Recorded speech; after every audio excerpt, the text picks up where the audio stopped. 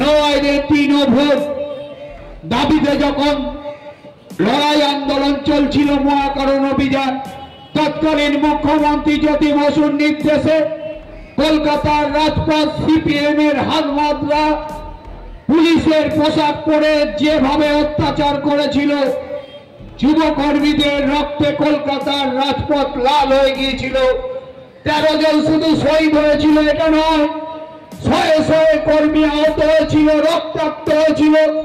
সেই ভয়ঙ্কর দিনের কথা মনে পড়লে আজও গায়ে কাঁটা দিয়ে ওঠে। সেই থেকে জননেত্রী মুখ্যমন্ত্রী মমতা বন্দ্যোপাধ্যায় শহীদ তর্পণ করে, শহীদ দিবস পালন করে। এবারও শহীদ দিবস পালন হবে আগামী 21শে জুলাই। 26-এর নির্বাচনের আগে এবারের শহীদ দিবসের আলাদা তাৎপর্য। দিদি নির্দেশ দেবে 1 বছর ধরে, সেই নির্দেশ আমরা পালন করব।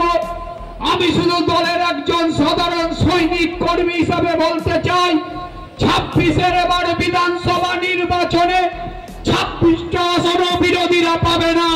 চতুর্থবারের জন্য বাংলার বুকে 250-র বেশি আসন নিয়ে মমতা বন্দ্যোপাধ্যায় মুখ্যমন্ত্রী হবে। বাংলার উপর আক্রমণ, বাংলাকে ওরা সহ্য করতে পারে না।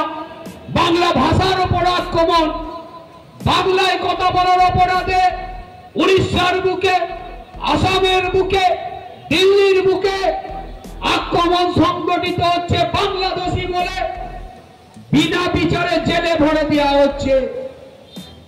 আজও আমরা বাংলা ভাষার কবিগুরু রবীন্দ্রনাথ, যিনি নোবেল পুরস্কার পেয়েছিলেন, এ বাংলার মাটিতে দাঁড়িয়ে আমরা যারা জনগণ মনোনীত ন্যাশনাল সং গাই, হিন্দি ভাষার পর সব থেকে বেশি মানুষ কথা বলে বাংলা ভাষায়।